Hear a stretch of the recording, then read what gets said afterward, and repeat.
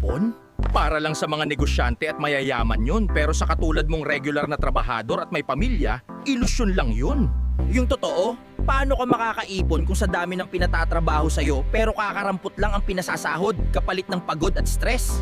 Ang sabi mag-ipon ka, pero paano kung ang sinasahod mo ay kulang at kakarampot? Kung nakakaipon ka man, yun ay ang utang.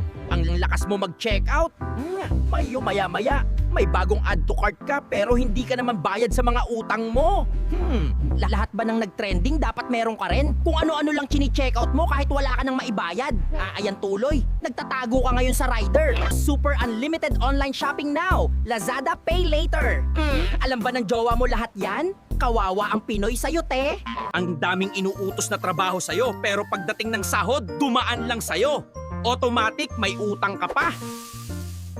Ang kapal-kapal ng wallet mo, pero puro cards at kung ano-anong anik-anik lang ang laman. Ang lakas mo makapeke. Yung totoo, kasasahod mo lang pero wala ka na agad pera. May utang ka pa.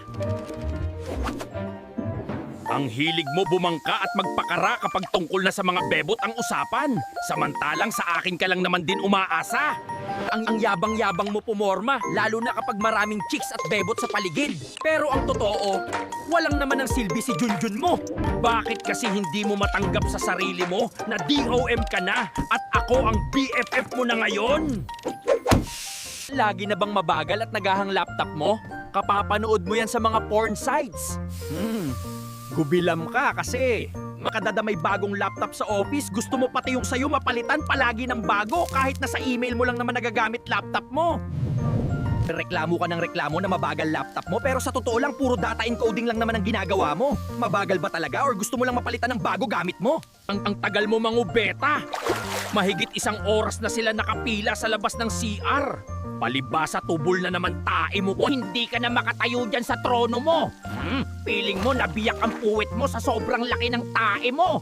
Tubol ka na naman, butil-butil na naman ang pawis mo. May dugo-dugo na ang puwet mo. Kung ano-ano kasi kinakain mo. Ayan tuloy, tubol na naman ang tinae mo. Hindi ka pa nga bayad dun sa inutang mong juice nung nakaraan, mangungutang ka na naman. Lakas mo magbisyo, pero wala ka namang pera. Kapag sa ambagan, wala ka palaging pera. Pero araw-araw bago ang juice ng vape mo para lang magmukha kang cool kang hindot ka.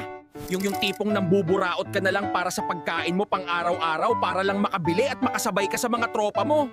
Kawawa ka naman. Sige lang, ikaskas mo ng ikaskas yung credit card mo hanggang masagad sabay takbo. Wala namang nakukulong dyan, di ba? Puro ka flex ng shopping spree mo samantalang credit card lang naman ang pinangbayad mo. Inutang mo lang din naman yon with style. Sobrang yabang mo mag-flex ng brand new iPhone 17 Pro Max fully paid mo. Yung pala, nakiride ka lang naman sa credit card ng katrabaho mo. Ano ka ba naman? Hindi ka pa ba nagsasawa? 1 linggo mo na ako pinagtitiisan. Ano? Wala ka na naman bang pera? Diet? Totoo ba? Aminin mo. Wala ka lang talagang pera pang kain, kaya ako pinagtiyagaan mo. Reklamo ka ng reklamo na ina-acid ka na pero ayaw mo pa rin ako tantanan. Palibasa wala kang pera pang kain. Lagi mo na lang tinatapon sa akin yung ginamit mong tissue. Ayan tuloy, barado na naman ako. Bobo ka ba? Hoy, tanga! Ayan lang ang basurahan sa tabi ko. Pero sa akin mo pa rin tinatapon yung pinagpalitan mong napkin. Kaya barado na naman ako. Lagi na lang tubol yung tinatae mo. Ayan tuloy, barado na naman ako. Buiset! Which one was 100% you? Comment below and hit sub for more.